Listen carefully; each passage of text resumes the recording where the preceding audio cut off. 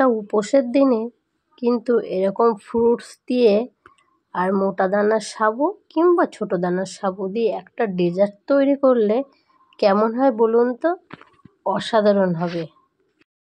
বাড়িতে মিনি কিচেনে অনেক অনেক স্বাগত। অন্যদিনের মতন আজও চলে এসেছি আপনাদের কাছে নতুন একটা রেসিপি নিয়ে। আজ কিন্তু আমি বানাবো সাবুদানার ডেজার্ট। এই সাবুদানার ডেজার্টটা কীভাবে বানাবো চলুন দেখে নেওয়া যাক। আর হ্যাঁ বন্ধুরা, এই সাবুদানার ডেজার্টটা কিন্তু আপনারা একাদশের দিনে কিংবা যে কোনো উপোসের দিনে কিন্তু এটা আপনারা খেতে পারেন। আর সামনেই কিন্তু শিবরাতের ব্রত কিন্তু এটা করে আপনারা খেতে পারেন। তো চলুন তাহলে দেখে নেওয়া যায় কীভাবে সাবুদানার ডেজার্টটা আমি দেবো। সাবুদানার ডেজার্ট বানানোর জন্য কিন্তু আমি এখানে নিয়ে নিয়েছি 200 গ্রাম মতন সাবু। আপনারা ছোটো সাবুদানার সাবুও নিতে পারেন, আবার এই মোটা সাবুদানাটাও নিতে পারেন। আমি মোটা সাবুদানাটা নিয়েছি, আর এটা কিন্তু 2-3 ঘন্টা আগে ভিজিয়ে রেখেছিলাম। আর দেখুন বেশ সুন্দর কিন্তু ভিজেও গেছে, দেখতেই পাচ্ছেন প্রত্যেকটা কিন্তু ভিজে গেছে। এখানে কিন্তু আমি কিছু ফ্রুট দিয়েছি। এখানে আছে আপেল, শসা, বেদানা, খেজুর, আঙুর ফল, এখানে কলা, আর এখানে আছে কয়েকটা লেবুর টুকরো। আপনারা এটা নিতেও পারেন, আবার নাও নিতে পারেন। আর আপনারা যদি মনে করেন ড্রাই ফ্রুটস ব্যবহার করবেন তো করতে পারেন।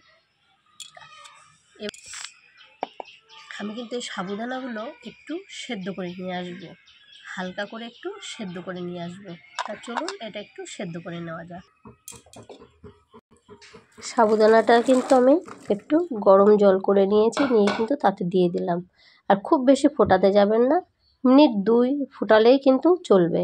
সাথে সাথেই একটা ছেঁকনিতে কিন্তু ঢেলে দিতে হবে। দেখুন বেশ 2 মিনিট ফুটিয়ে নিয়েছি, আর এটা কিন্তু একটা ছেঁকনিতে আমি ঢেলে দিলাম। আর দেওয়ার সাথে সাথে কিন্তু ঠান্ডা জলটা রেডি করে রাখবেন। ঠান্ডা জলটা দিয়েই কিন্তু সাবুদানাটা বেশ ভালো করে একটু ছেঁকে নিতে হবে, তাহলে কিন্তু এটা সঙ্গে সাথে জমেও যাবে না, আর সাবুদানাটা কিন্তু একটু ছাড়া ছাড়া ভাব থাকবে। দেখুন আমার কিন্তু এখানে সাবুদানাটা একদমই জমে যায়নি। এবার আমি একটা পাত্রে এটা ঢেলে নিলাম। দেখতেই পাচ্ছেন কতটা সুন্দর হয়েছে সাবুদানাটা। এবার কিন্তু আমি কিছুটা ফ্রুটস মিশিয়ে নেব। দিয়ে দিলাম কিছুটা আঙুর ফল। আঙুর ফলগুলো কিন্তু একটু ছোট ছোট কাট করে নিয়েছি। এবারে দিয়ে দিলাম কিছুটা কলা কুচি। এখানে 2টো আমি কলা নিয়েছি। এবার দিয়ে দেবো আপেলের টুকরো, আর দিয়ে দেবো একটা শসাকে ছোট ছোট করে কেটে নিয়েছি, সেটাই দিয়ে দিলাম।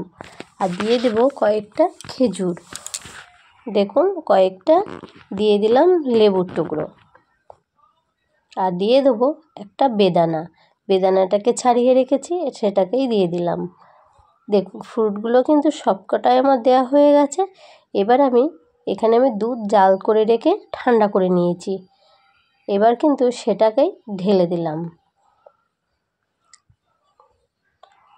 এবার কিন্তু একটা চামচের সাহায্যে আমি এটাকে ভালো করে একটু নাড়াচাড়া করে নেব। দেখতেই পাচ্ছেন কতটা সুন্দর হয়েছে। দেখতেও যতটা সুন্দর হবে, খেতেও কিন্তু বন্ধুরা ততটাই সুন্দর হবে। আর এবার কিন্তু একটা মিস্টেক এখনও হয়ে গেছে, কি বলুন তো? এর ভিতরে কিন্তু দিয়ে দেবো একটু সন্দর লবণ। এর ভিতরে কিন্তু সন্দর লবণটা অবশ্যই দেওয়ার প্রয়োজন। আপনারা বিট নুনও দিতে পারেন, আবার সন্দর লবণও দিতে পারেন। আর একটু হালকা মিষ্টির জন্য কিন্তু আমি কয়েকটা নকুল দানা দিয়ে দিয়েছি। আপনারা যে কোনো মিষ্টি ব্যবহার করতে পারেন। আর দেখুন ডেজার্ট কিন্তু আমার একদমই রেডি। কতটা সুন্দর লাগছে বন্ধুরা!